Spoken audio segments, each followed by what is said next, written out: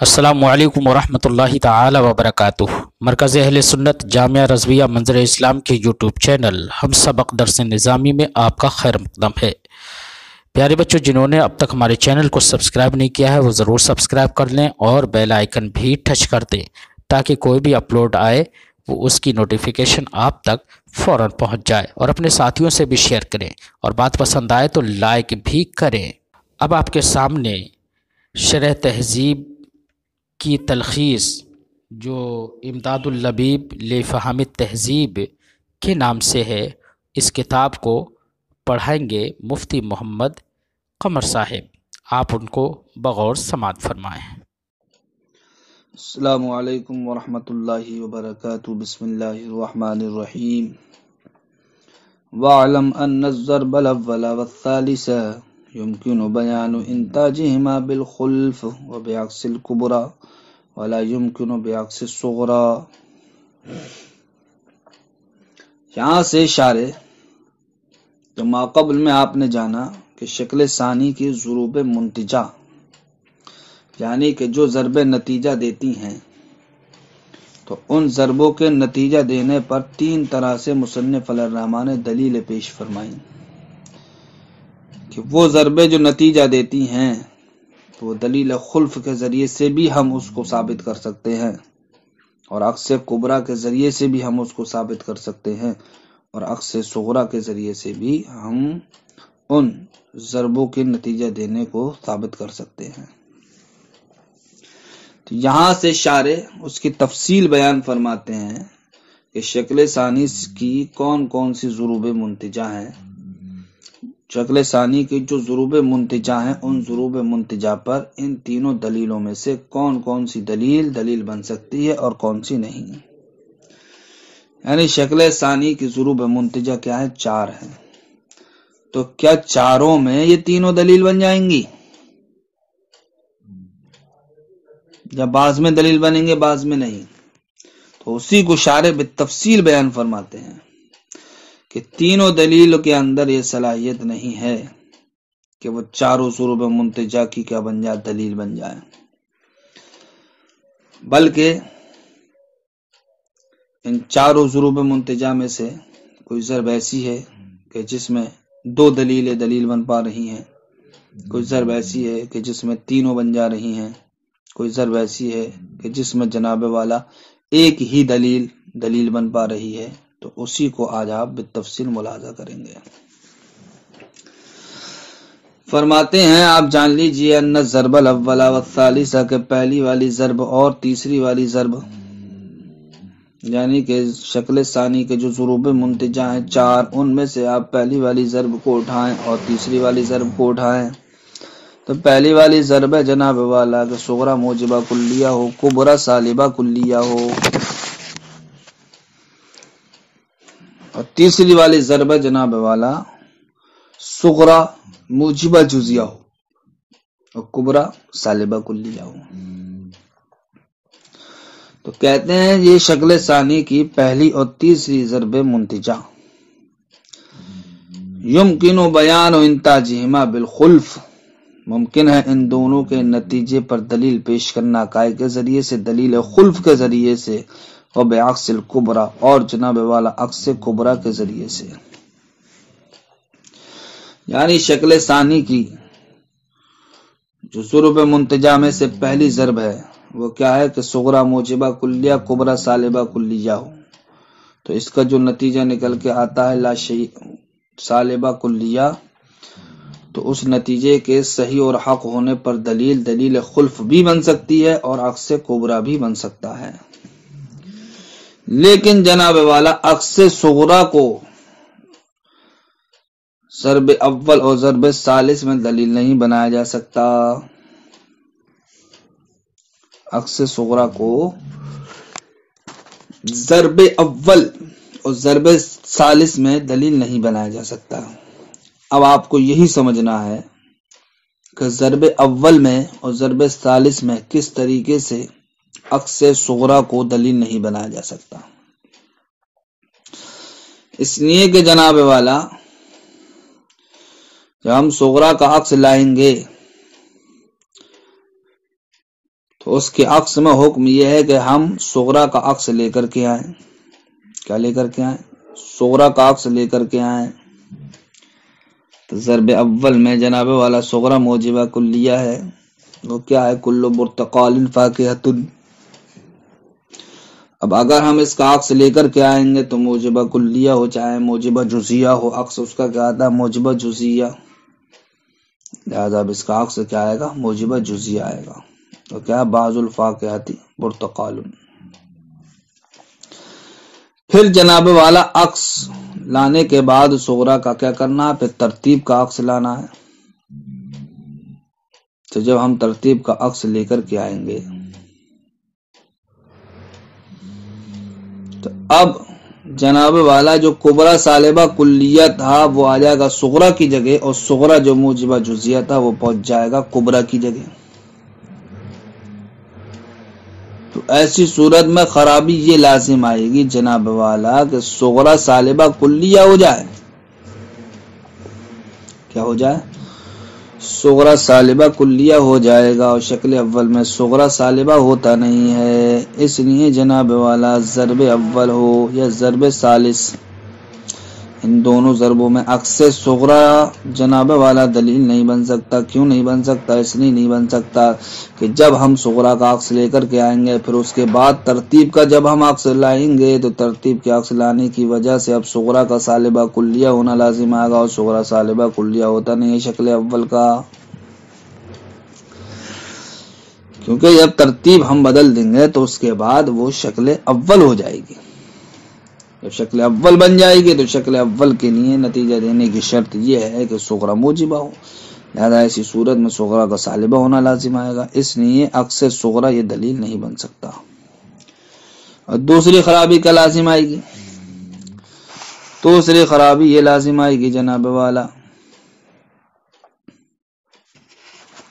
کہ جب ہم اس ضرب اول اور ضرب ثالث پر دلیل عکس صغرا کو بنائیں گے تو دوسری خرابی یہ لازم آئے گی. وہ دوسری خرابی یہ ہے کہ جناب والا جب ہم عکس صغرا لے کر کے آئیں گے پھر عکس صغرا میں جب ہم ترتیب کا عکس کریں گے تو جو ترتیب کا عکس سے پہلے جناب والا جو صغرا موجبہ جزئیہ تھا اب وہ کبرا کی جگہ پہنچ جائے گا. تو اب کبرا کیا ہو جائے گا جناب والا؟ موجبہ جزیہ ہو جائے گا، یعنی کہ جزیہ ہو جائے گا جزئیہ.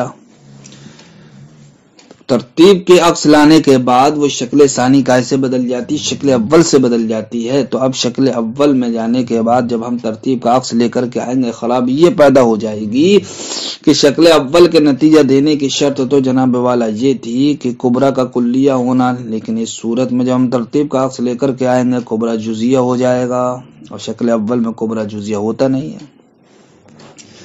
تو ان دو خرابیوں کے پیش نظر پہلی خرابی تو لازم یہ آئے گی کہ جیسے ہی ہم عکس صغرا کے بعد ترتیب کا عکس کریں گے تو صغرا ایک تو سالبہ ہونا لازم آئے گا، اور دوسری خرابی یہ لازم آئے گی کبرا کیا ہو جائے؟ جزیہ ہو جائے. تو شکل اول میں نہ صغرا سالبہ ہوتا ہے نہ کبرا جزیہ ہوتا ہے. اس لیے جناب والا ضرب اول اور ضرب ثالث میں عکس صغرا کو دلیل نہیں بنایا جا سکتا. فرماتے ہیں آپ جان لیجیے ان ضرب الاول و الثالثہ کہ پہلی اور تیسری والی ضرب ممکن ہے بیان و انتاجہما ان دونوں کے نتیجے کی دلیل بالخلف قائل کے ذریعے، دلیل خلف کے ذریعے، اور بعکس الکبرى اور عکس کبرا کے ذریعے سے. ولا يمكن بعکس الصغرى لیکن جناب والا عکس صغرا کے ذریعے سے ضرب اول اور ضرب ثالث پر شکل ثانی کی دلیل نہیں پیش کر سکتے. کیوں؟ لأنه اذا عکست الصغرى بالطریق المذکور، اس لیے کہ جب ہم صغرا کا عکس لے کر کے آئیں گے بطریق مذکور یعنی کہ ذکر کردہ طریقے پر، کہ وہ کیا تھا ذکر کردہ طریقہ، یعنی کہ پہلے صغرا کا عکس لائیں پھر جناب والا ترتیب کا عکس لائیں پھر جو نتیجہ نکلا کیا آگا اس نتیجے کا عکس لائیں. تو ایسی صورت میں جب کہ ہم صغرا کا عکس لے کر کے آئیں گے تو وقعت السالبۃ الصغرى، تو سالبہ صغرا واقع ہو جائے گا. وہ کب واقع ہوئے گا؟ صغرا کا عکس لانے کے بعد جو اب ہم دوسری سٹیج پر پہنچیں گے یعنی کہ ترتیب کا عکس لے کر کے آئیں. تو جب ترتیب کا عکس لے کر کے آئیں گے تو کبرا صغرا کی جگہ اور صغرا کبرا کی جگہ پہنچ جائے گا. تو شکل ثانی کا کبرا ضرب اول اور ضرب ثالث میں کیا سالبہ ہے، لہذا اب صغرا کا سالبہ ہونا لازم آئے گا۔ والسالبۃ لا تصلح لصغربیۃ الشکل الاول، اور سالبہ جناب والا یہ صلاحیت نہیں رکھتا ہے شکل اول کے صغرا ہونے کی۔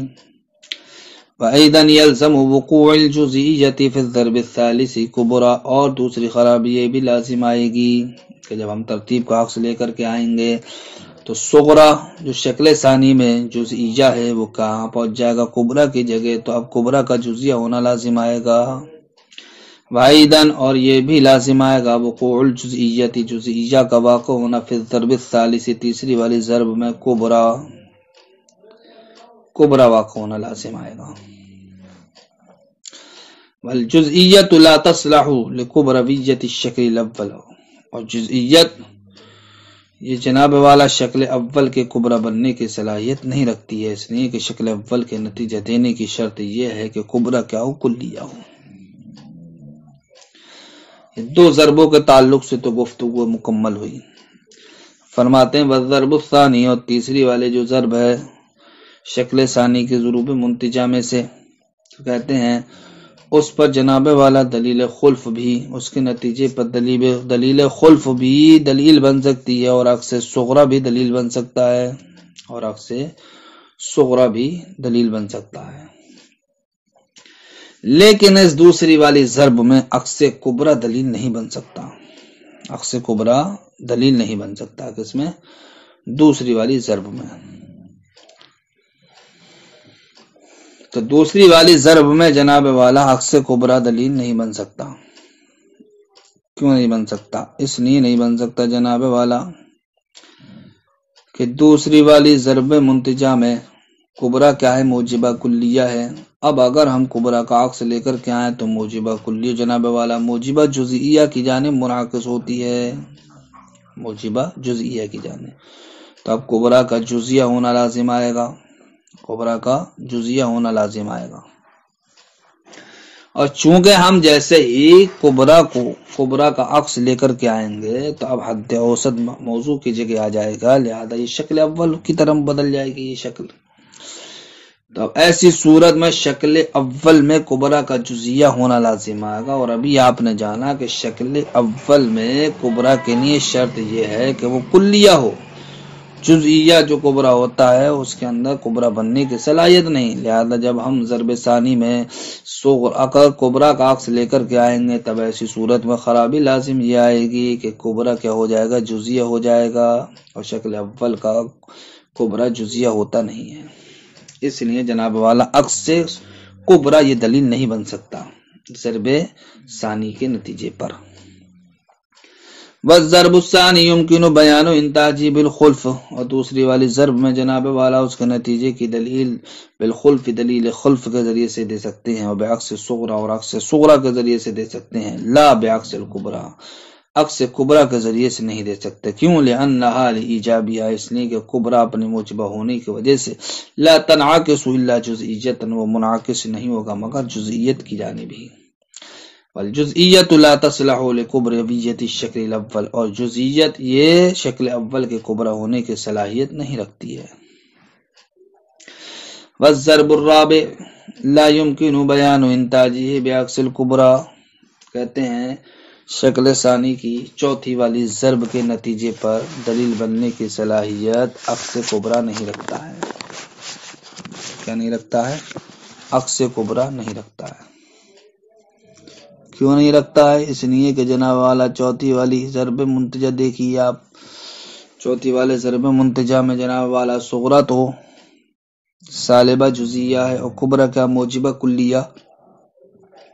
اب اگر ہم جناب والا کبرا کا عکس لے کر کے آئیں تو وہ کیا ہو جائے گا، موجبہ جزئیہ۔ تو اب کبرا ایسی صورت میں کیا بن جائے گا، جزئیہ، حالانکہ شکل اول میں جناب والا کبرا جزئیہ ہوتا نہیں ہے۔ لہذا اسی لیے اشارے بیان فرماتے ہیں کہ شکل ثانی کی چوتھی والی ضرب اس کے نتیجے پر عکس کبرا دلیل نہیں بن سکتا ہے،